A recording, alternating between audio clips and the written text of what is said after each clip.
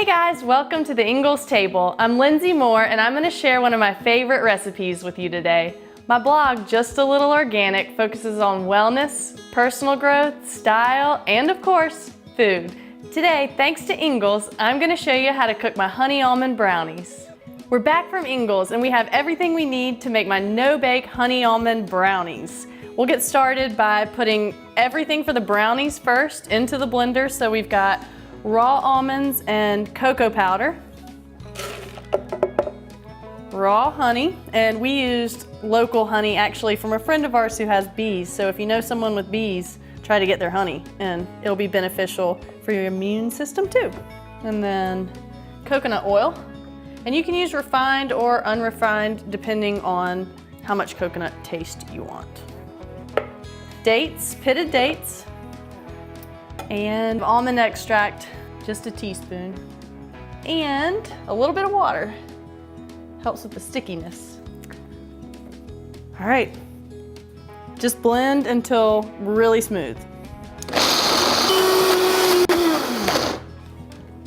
All right, I'm gonna check it. Ours is ready. Looks delicious. I like to keep some of these chunks of almond in there, but you can also make it completely creamy. It's up to you. It depends on what kind of texture you like. Now that this is done, I'm gonna put it in this 8x8 glass baking dish. The more creamy the mixture, the longer it will probably have to sit in the fridge. After I get all this in, I'm just gonna take my spatula and smooth out the edges. All right, so the brownie part is done. It's that easy, I promise. So we're gonna put this in the fridge and I'll probably let it sit for 30 minutes to an hour. It depends on how hot your blender gets and how hot the mixture gets, but we'll be right back and go ahead and make the icing that goes on top.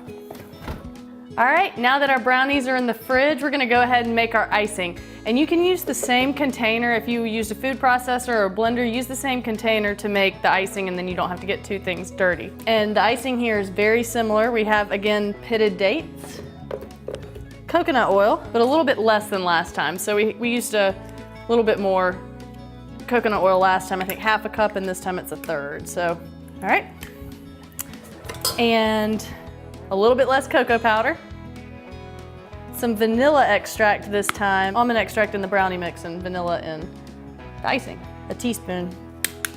Vanilla, honey, and I'm using the same honey that I used for the brownies. You can change it up if you'd like. All right, and then one more difference, a little pinch of salt. You can use pink salt, you can get fun with the salt. Less than a teaspoon, really just use your fingertips. And this is the same as last time. Just put in about a tablespoon, maybe 2 tablespoons of water. Not too much, you can always add more, but you can't take any away. And you don't want it to be too runny, you want it to sit on top of brownies, so just keep that in mind.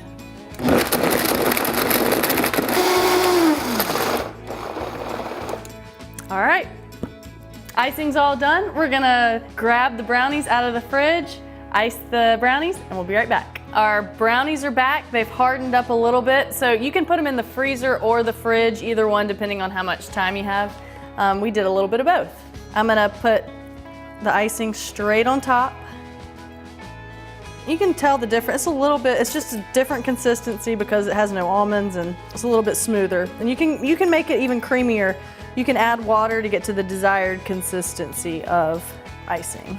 Smooth out the icing with a spatula or the back of a spoon. I'm gonna garnish with some raw slivered almonds. This looks delicious. We're gonna put it back in the fridge for another 30 minutes and then we're gonna eat it and it's gonna be delicious. We're all out of time for today and thank you so much for joining us here at the Ingles table. Remember, you can find more recipes, videos, tips, and tricks at inglestable.com. Until next time, I'll see you online.